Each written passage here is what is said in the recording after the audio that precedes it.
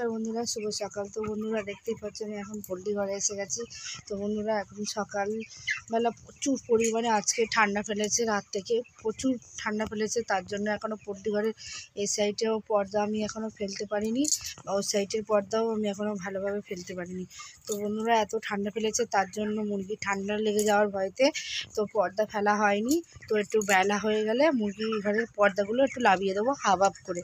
এদিকে উত্তর দিকে পুরো ফুল পর্দাই থাকবে, আর এদিকে হাফ হাফ করে পর্দা লাগিয়ে দেবো। তো বন্ধুরা আমি কী ওষুধ খাওয়াই মুরগি ঘরে আমি তোমাদের কাছে সব কিছু দেখাবো বা বলবো। তো বন্ধুরা আমি সবার প্রথমেই বলি, তো মুরগির যেরকমভাবে প্রথম থেকে আমি জলশোধন দেখিয়েছি তেমনই জলশোধন সেম একই হবে। তো বন্ধুরা এবারে ওষুধ দিয়েছে অনেক কিছু, প্রোবায়োটিক ওষুধ দিয়েছে, অনেকটা লিভার টনিক দিয়েছে। এই যে হচ্ছে লিভার টনিকটা অল্প খাইয়েছিলাম, খাওয়ানোর পর রেখে দিয়েছি। তো মুরগি এখন 30 দিন বয়স হয়ে গেছে।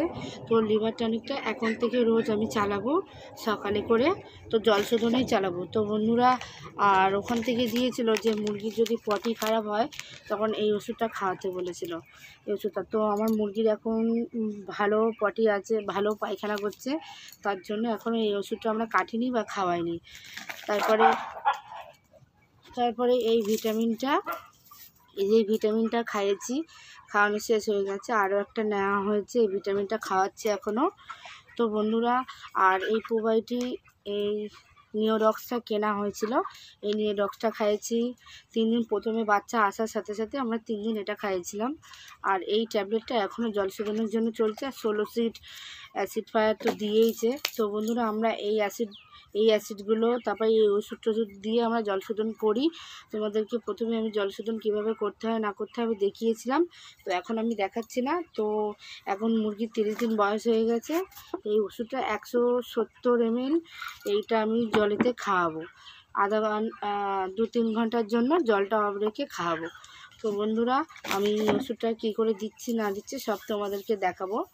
তো বন্ধুরা আমার যদি ভিডিওটি ভালো লেগে থাকে লাইক কমেন্ট শেয়ার সাবস্ক্রাইব করে দেবেন। তো আমি এখন বড় ড্রামেতে জলশোধন করি। তো আমার জলশোধনটা হয়ে গেছে, সকালে জলশোধনটা করেই রেখেছি। তো আমি হচ্ছে কি এই যে দেখতেই পাচ্ছ, এই যে বালতিতে আমি এই ওপর থেকে এখান থেকে আমার ওপর থেকে যে পাইপ আছে, পাইপ থেকে আমার বন্ধ আছে, জলটা আমি বন্ধ করে রেখে দিয়েছি। যতটুকু ডিঙ্কারে জল নেওয়ার ততটুকুই জল নেওয়া হয়ে গেছে।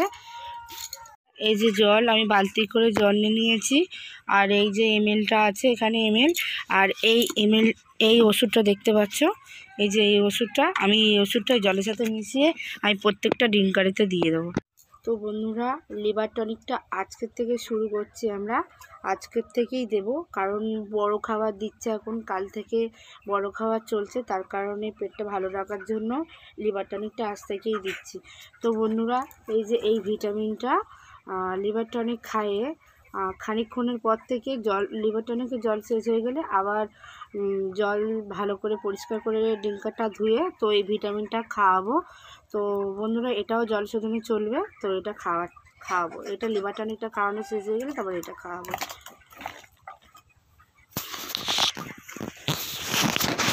আমার সকালে খাবার টাবার মারা হয়ে গেছে, তো লিটার খোসাও কমপ্লিট হয়ে গেছে। তো দেখতে পাচ্ছ বন্ধুরা প্রত্যেক দিন লিটার খুঁজলে মুরগিরা ভালোভাবে থাকবে। যদি না আমরা লিটার খুঁজি তাহলে মুরগির গন্ধে পেট ফুলে অনেক মারা যেতে পারে।